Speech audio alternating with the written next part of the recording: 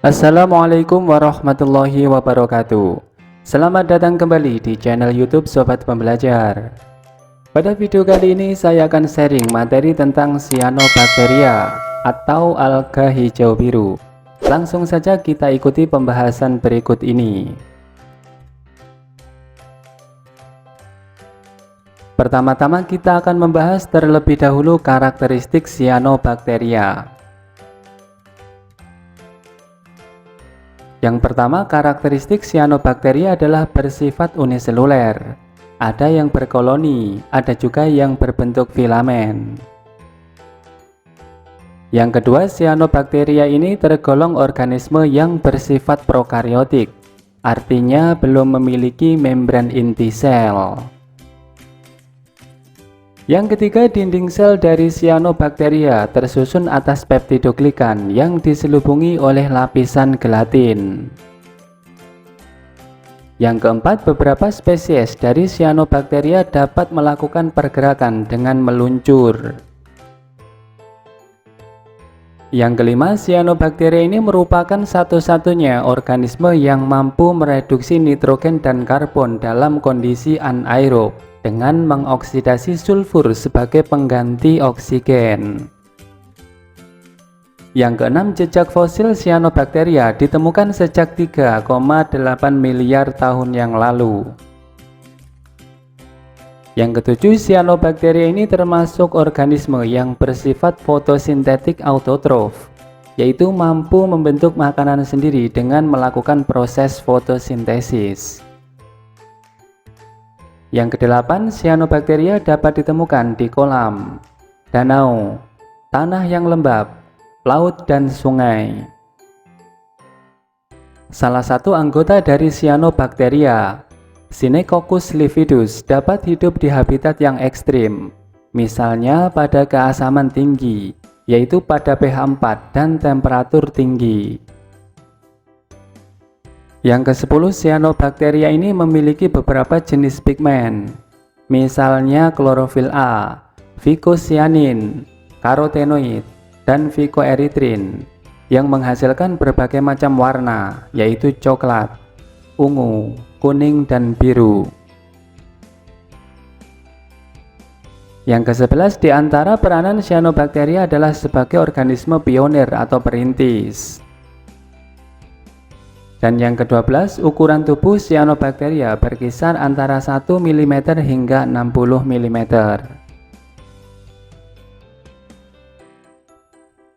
Berikut ini adalah karakteristik Cyanobacteria yang lain. Cyanobacteria dapat bersimbiosis dengan jamur membentuk liken. Dapat pula bersimbiosis dengan karang, Pteridophyta maupun Angiospermae. Struktur yang digunakan untuk fotosintesis pada Cyanobacteria ini tertanam ke dalam lipatan membran sel yang disebut dengan tilakoid. Cyanobacteria memiliki phycobilisom. Sebagian besar tersusun atas phycobili protein untuk mengumpulkan cahaya. Tidak semua anggota Cyanobacteria berwarna hijau biru. Ada yang berwarna hitam, coklat, kuning, merah, dan hijau rumput. Sebagai contoh adalah kejadian laut yang berwarna merah disebabkan oleh Cyanobacteria yang mengandung sejumlah besar phycoerythrin. Berikut adalah karakteristik lain dari Cyanobacteria. Cyanobacteria yang berbentuk benang disebut dengan trikoma, terdiri atas sel-sel yang tersusun seperti rantai. Pada trikoma tersebut terdapat beberapa sel dengan bentuk dan fungsi yang berbeda, yaitu heterosista. Heterosista ini merupakan sel yang berukuran lebih besar dari sel-sel tubuh lainnya, berdinding tebal, tidak berinti, dengan isi yang jernih dan mengandung enzim nitrogenase yang berperan untuk mengikat nitrogen. Akinet. Akinet adalah sel yang berukuran lebih besar dari sel-sel tubuh lainnya, berfungsi untuk menyimpan cadangan makanan, berdinding tebal, dan mengandung endospora yang digunakan untuk pertahanan diri pada kondisi lingkungan yang buruk. Kemudian biosit. Biosit merupakan sel-sel vegetatif yang merupakan hasil reproduksi atau pembelahan sel, bentuk bulat, berukuran kecil, dan berklorofil yang berfungsi untuk fotosintesis. Berikut ini adalah struktur cyanobacteria. Pada gambar ditunjukkan struktur heterosista, akinet, dan biosit.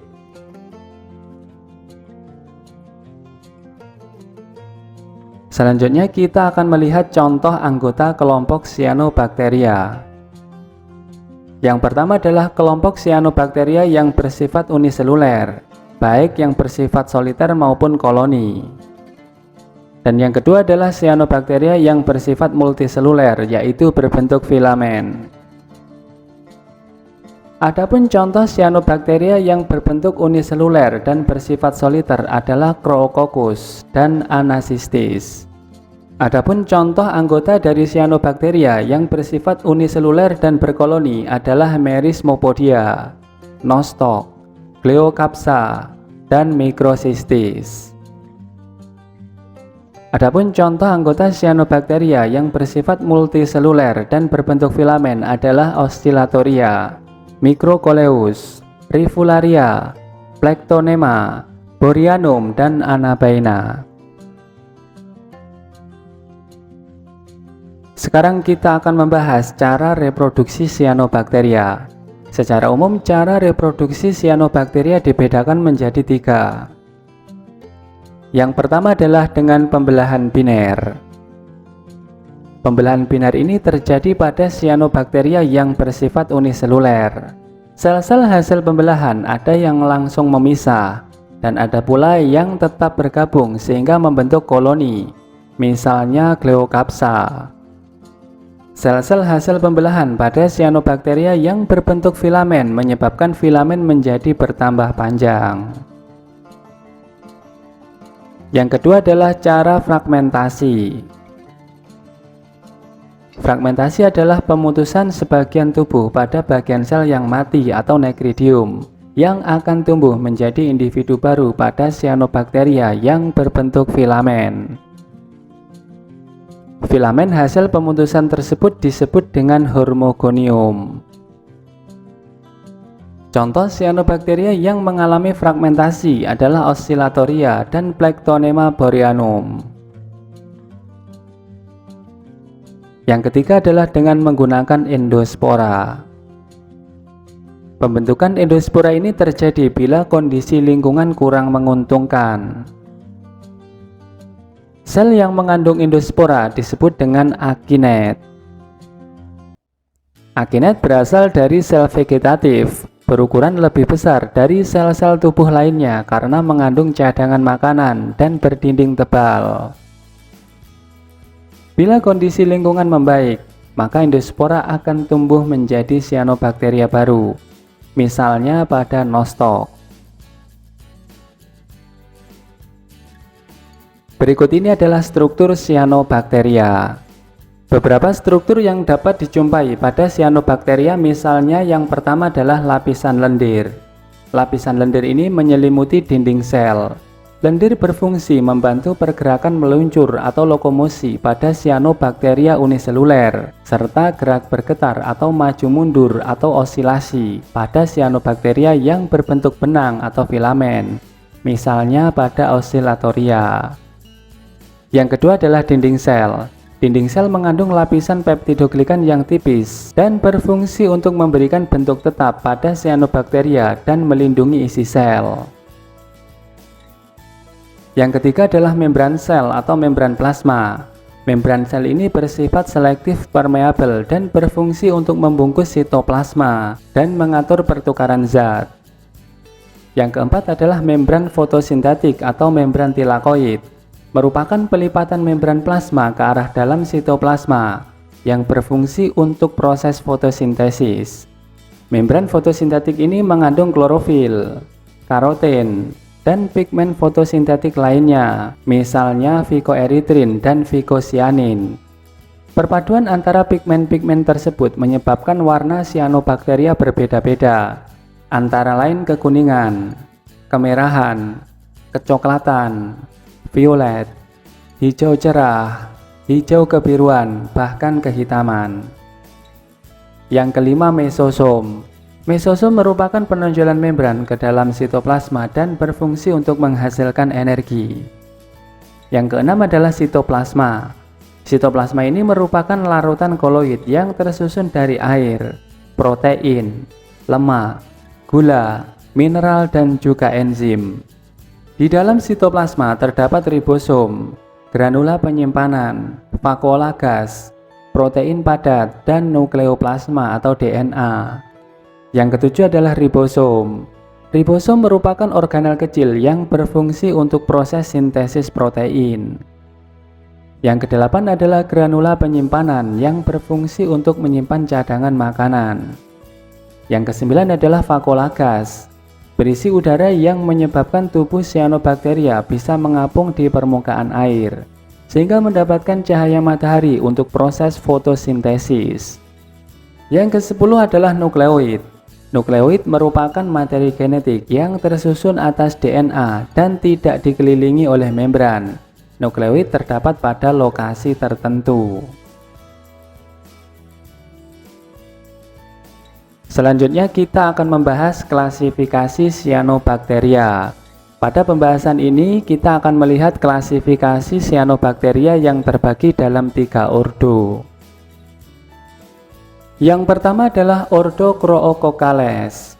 Ordo ini berbentuk tunggal atau kelompok tanpa spora dengan warna biru kehijau-hijauan. Umumnya alga ini membentuk selaput lendir pada cadas atau tembok yang basah.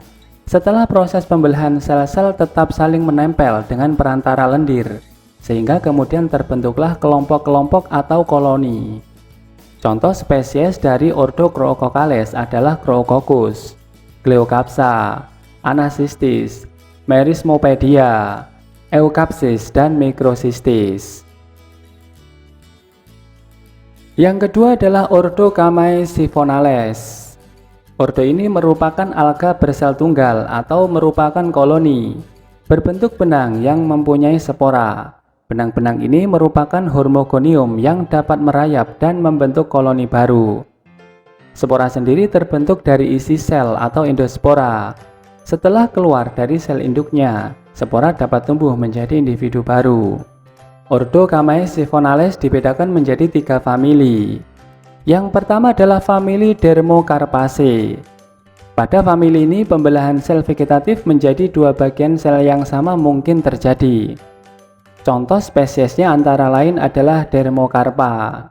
Dermocarpa ini memiliki sel yang berbentuk bulat hingga ramping atau piriform dan tumbuh terikat pada substrat dalam bentuk kelompok. Reproduksi diselesaikan sendiri oleh endospora yang mungkin berkembang dalam jumlah besar dengan sel vegetatif. Yang kedua adalah famili Chamaecyphonaceae. Contoh spesies dari famili ini adalah Chamaecyphon. Persebarannya luas dan umumnya epifit. Berada pada tanaman Angiospermae aquatic, lumut, dan ganggang khususnya Cladophora dan pada tanaman dewasa. Protoplas pada kutub distal membentuk sebuah rantai spora yang disebut exospora. Yang ketiga adalah famili Pleurocapcaceae. Misalnya Xenococcus. Bulatan sel dari Xenococcus menempel pada filamen alga. Mereka mengalami pembelahan antiklinal untuk meningkatkan ukuran dari koloni.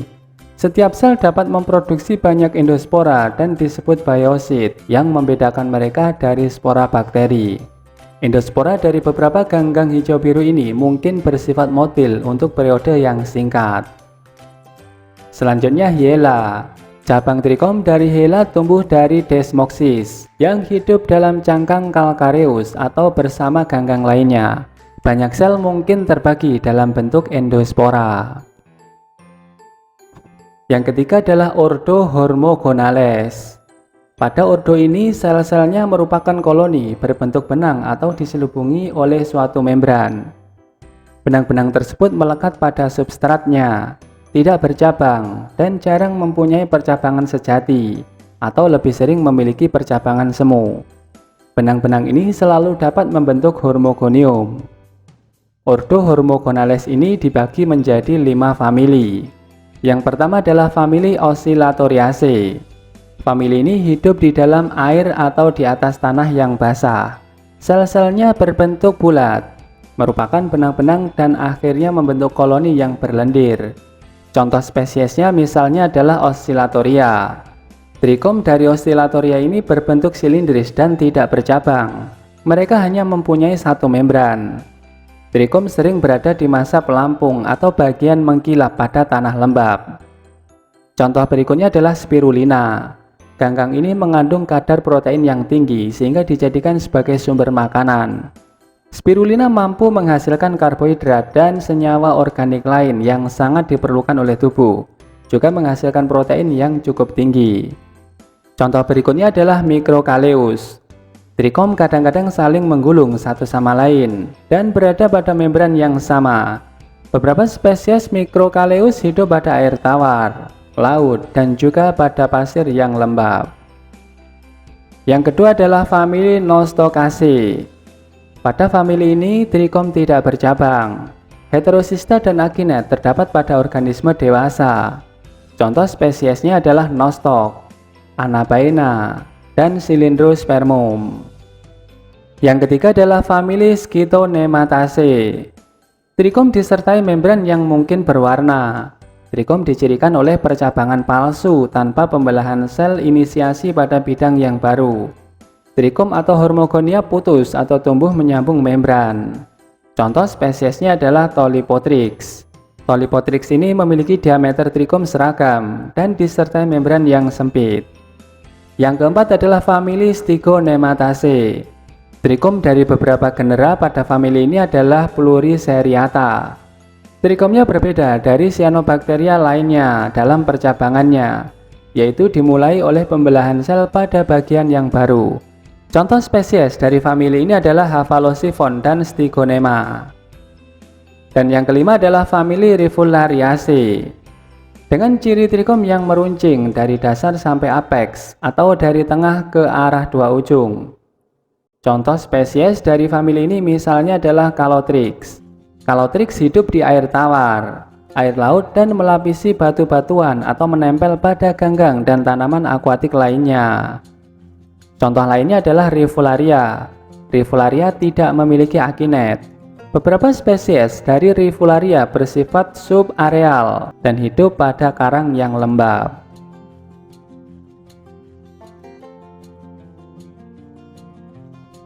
Berikut ini adalah contoh anggota dari Cyanobacteria. Yang pertama adalah Chrococcus. Yang kedua adalah Gleocapsa. Yang ketiga adalah Oscillatoria.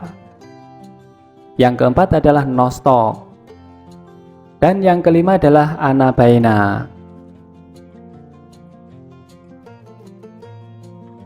Selanjutnya kita akan melihat peranan menguntungkan Cyanobacteria, misalnya Nostoc commune. Perendaman sawah selama musim hujan mengakibatkan Nostoc tumbuh subur dan memfiksasi nitrogen dari udara, sehingga dapat membantu menyediakan nitrogen yang digunakan untuk pertumbuhan padi. Kemudian Anabaena azolae hidup bersimbiosis dengan Azolla pinnata atau paku air. Paku ini dapat memfiksasi nitrogen atau N2 di udara dan mengubah menjadi amoniak atau NH3 yang tersedia bagi tanaman. Berikutnya Spirulina. Selain mengandung karbohidrat, Spirulina juga mengandung protein tinggi yang dikenal sebagai protein sel tunggal atau PST, sehingga dapat dijadikan sebagai sumber makanan. Kemudian Gleocapsa. Gleocapsa ini juga dapat mengikat nitrogen sehingga dapat menyuburkan tanah. Peranan menguntungkan lain dari Cyanobacteria adalah sebagai vegetasi perintis, yaitu dengan cara membentuk lapisan pada permukaan tanah gundul, sehingga mampu hidup pada lingkungan yang kurang menguntungkan di mana tumbuhan lain tidak dapat hidup di daerah itu.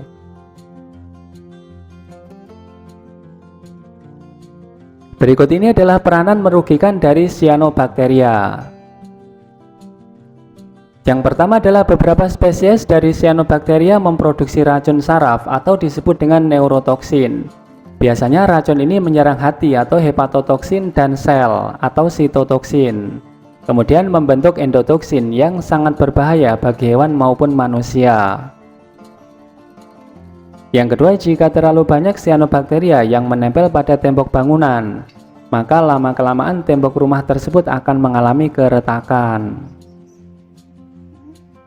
Dan yang ketiga, cyanobacteria dapat hidup di lingkungan yang mengandung kadar fosfat dan nitrogen yang tinggi, mengakibatkan tumbuhnya cyanobacteria secara berlimpah sehingga dapat menutupi permukaan perairan, serta mengakibatkan matahari dan oksigen yang dibutuhkan organisme lain dalam perairan berkurang.